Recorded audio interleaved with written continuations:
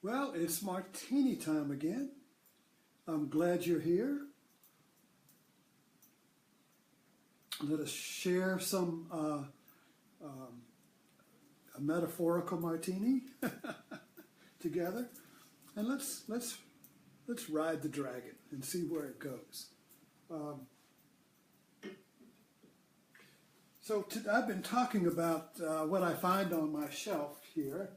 I guess one of these days I'll have exhausted everything.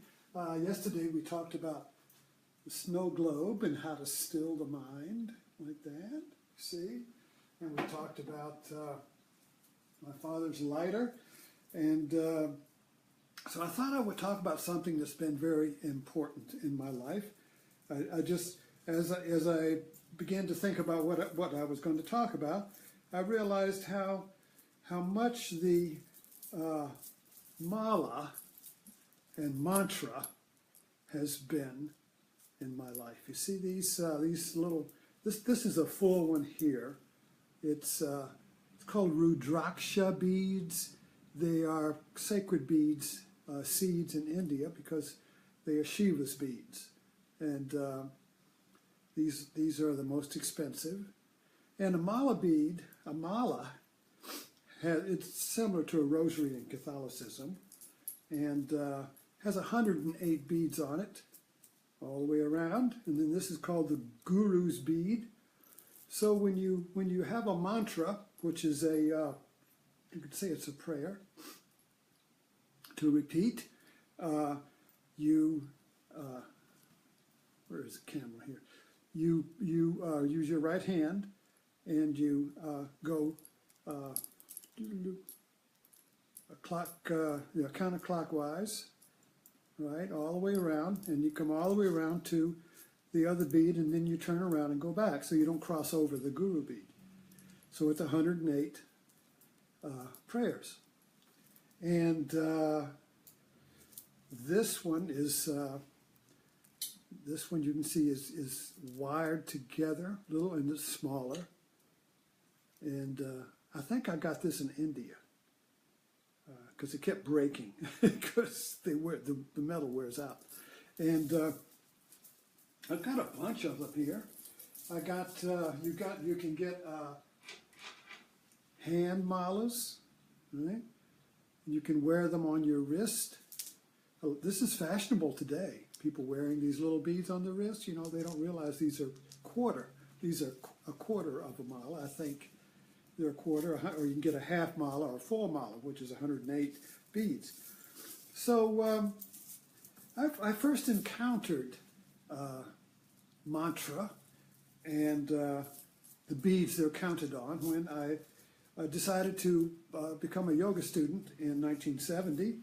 And I wanted to become the student of Alice Christensen, who was the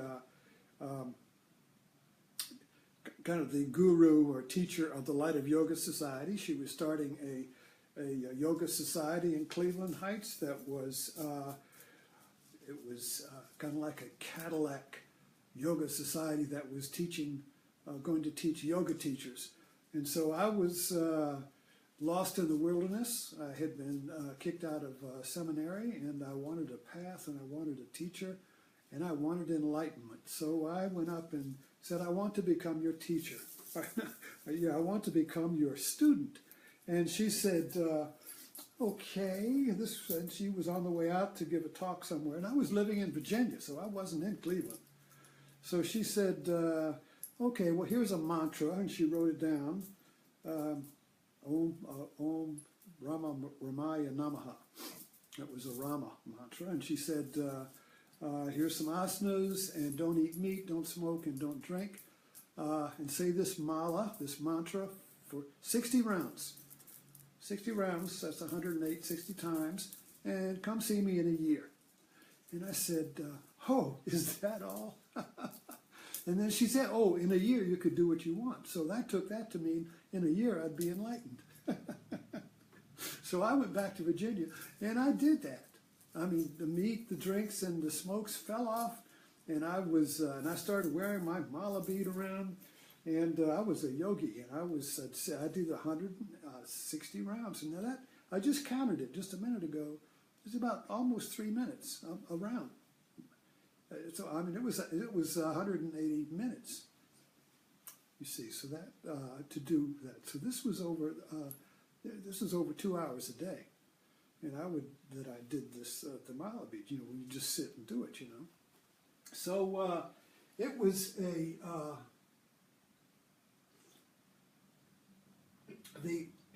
the impetus behind it for me was that I would arrive at something if I did this. I would get the teacher's credentials, I would get enlightenment, I would get inner peace, I would get something. Well, anyway, after the 2 or 3 years, the Light of Yoga Society didn't fulfill my inner, I wasn't getting anywhere, let's put it that way. At the end of the year, I was still where I was when I started. So, I got attracted by Swami Muktananda and Siddha Yoga. And Siddha Yoga also, he had see, the difference between Alice and Alice, the yoga she was practicing was Raja Yoga, and it was like classical yoga, and everybody got an individual mantra, and you weren't supposed to tell anybody what it was, and it was a sacred thread that hung around your neck. You didn't want people that, somebody said, oh, what a beautiful thing, you would go, oh, don't touch it. It was like you would disturb the vibrations on it, you know, and so... So it was a real sacred thing, you know. With Muktananda, it was more like a circus. Everybody got Om Namah Shivaya. And, you know, there wasn't any, but there was the belief and the experience that this was a potent sound. I mean, you have to understand that this tradition goes back thousands of years, 10,000 years, and these mantras are in Sanskrit. And they are like, they were power words, kind of like Shazam, you know, that would open the door, you know, Shazam. Or the word, speak but the word, my soul will be healed. These were the words of God. So when you repeated these words of God, you see, they would have an effect. And I'll get into that in a minute. But this is an ancient tradition, an oral tradition of these mantras in India, were sacred words that would heal, that would stop a crook in its path. And there were a lot of stories in yoga about the power of the word. When somebody said the mantra and they got out of a fix, or somebody stopped, or broke something, or something like that. So a lot of magical things happened with these words, and that people were eager to believe in, because you wanted to believe that that you had something, you were getting something. And so this is the power of the word. And Catholicism has this tradition too. And you notice that, in fact, my uncle's wife, who died, was a Catholic, and she left a lot of Catholic things, a rosary, and this is one of them. Here has a little picture of Virgin Mary. So I took it and put my little Buddha on it, you see. And I have some other things. I think this was the little Catholic little cross of Jesus that hung from her rosary, and so I have a great appreciation for and Islam has them too. Islam, if you see, in other words, whenever you watch Muslims, they're always got these little beads going like this. People call them worry beads. Well, no, they're doing a prayer. And I live in Blackstone, which is conservative Christian area. So I've never felt comfortable wearing my beads and doing my mala in public. Particularly now, people think I'm a Muslim and might deport me. So. You know, but when you're in the more diverse community where people, all kinds of religions are mixing up and everything, you see people wearing beads, doing prayers, wearing malas around their neck and everything. And then with the yogis, I mean, it seems like the more you have around the neck, the more spiritual you are. So it gets really heavy where you can't even, you know, you got so many malas wearing around your neck, you know. So it's a fascinating tradition. And I always feel like, to me, it was like the mantra, particularly Om Namah Shivaya, because when I got that, began to repeat that with in Siddha Yoga. The idea behind it is that you repeat. Your goal is to still the mind. Remember, here's your mind. Okay, so how do you still it? Well, mantra practice is one of the means or practices that you can use to still the mind. So instead of running with your thoughts, yada, yada, yada, here and there, you just repeat one thought. You just keep Om Namah Shivaya, Om Namah Shivaya, Om Namah Shivaya. And what this does, it's kind of like a thread that runs through your mind, and after a while it begins to repeat itself. You don't even have to do it. It's just going on like an underground stream. Om Namah Shivaya. So you can take refuge in that. When you notice that your thoughts are starting to get agitated and flying around and running around looking for something to hold on to, Om Namah Shivaya, Om Namah Shivaya, Om. So it becomes a practice that you can use to still the mind if that's your goal. And that is your goal when you realize that the mind is the cause of your suffering. You see, once you shift from believing that the world is the cause of your suffering, and you realize that it's your own mind that's the cause of your suffering, then there becomes an interest in stilling the mind. And when the mind is still, then understanding replaces it. Clarity, insight, creativity replaces the noise of the mind. But as long as the noise is running under unconditioned autopilot, inertia, you see, you can't awaken the mind's original clarity and insight, you see.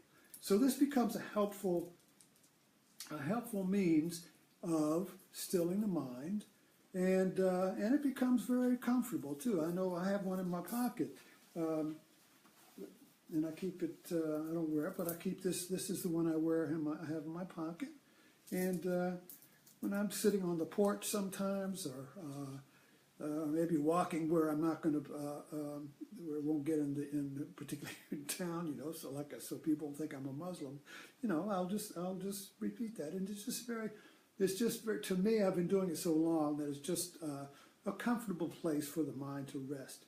But I no longer approach now in my own stage of practice. I no longer approach mantra and mala and beads and everything as something I need to get somewhere. At my stage in life, I am where I am, and I'm happy with that. So I don't need to be anywhere else. I'm okay with the mind I've got. I'm okay with having a martini, you see. I used to be a vegetarian, and I'm okay eating meat. So there's an arrival at a place, and perhaps the mala, perhaps Ariadne's thread helped bring me to this place. But I'm at a place where I'm okay. And I was talking about this morning when Krishnamurti was asked what your secret is. He just said, I'm okay with what the world does. I'm okay with what happens.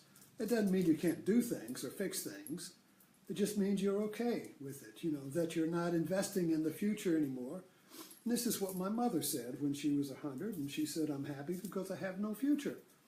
And I'm saying now, why wait till you're 100? So this idea, when I started out in yoga, the idea was future. If I do this 108 beads, do this for 2 hours a day, I will get to some sense of completion in the future where I'll be happy. So that's the game, you see. But the spiritual game basically pulls the rug out from under you, because you realize that this practice will not get you anywhere. In other words, there is no place to go. You're always here. When you get there, you're still here, you see. So when you realize that there is no place to go, nothing to do that will make you more complete than you are right now, you see, everything changes again. And you can still do the mantra, you can still do the mala, but it's not a treadmill taking you somewhere.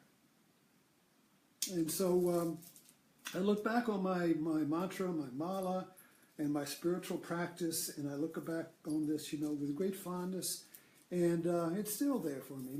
I still find the mantra going off in my mind, you know, but there is no effort in it. There's no, I got to do this in order to clean my mind up, you see. There's no more mind to clean. There's no more wiping. There's no more place. There's no more. When you have to wipe the mind, you see, that's because you want to get to a clear mind in the future. Again, there's that. It's very subtle because we live in a culture that is future orientated. We start thinking about the future as soon as we learn to think. Santa Claus is coming. Oh, you're going to get there. The kids are all going to get something in the future. So they're indoctrinated in believing that the future is where they're going to have pleasure and happiness. And so this creates a consumer society, you see.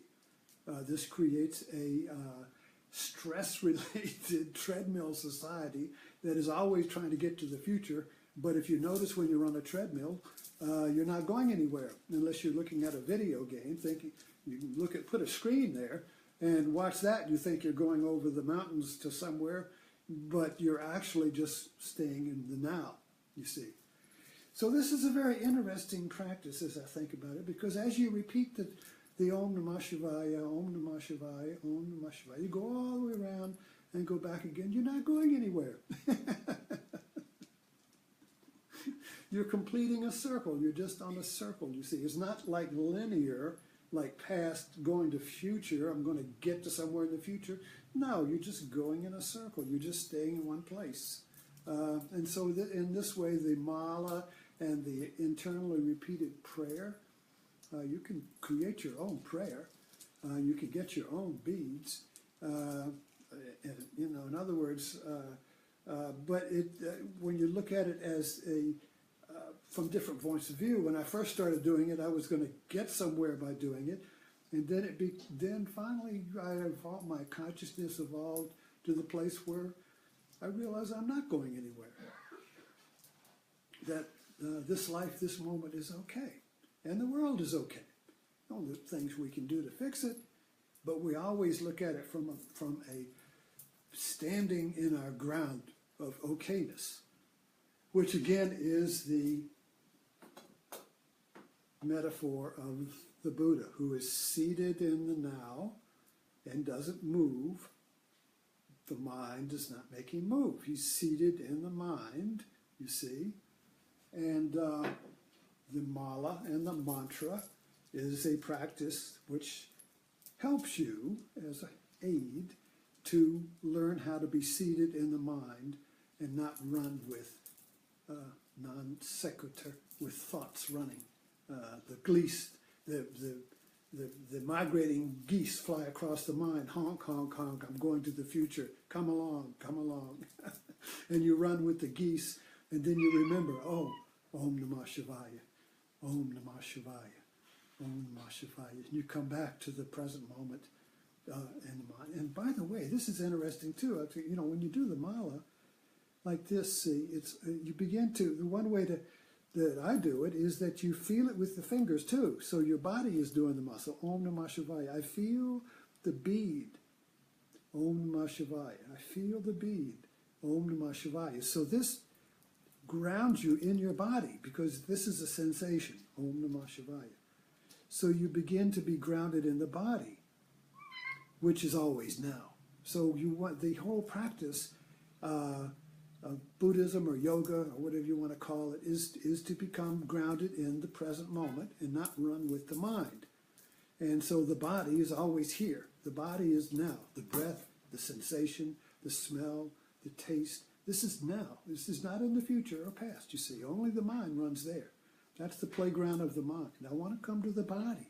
I want to come to now. So Om Namah Shivaya, Om Namah Shivaya, Om Namah Shivaya, Om Namah Shivaya. So somebody's at the door, and thank you for joining me for Martini Time, and I'll see you this tomorrow morning at Buddha's in Your Landfill.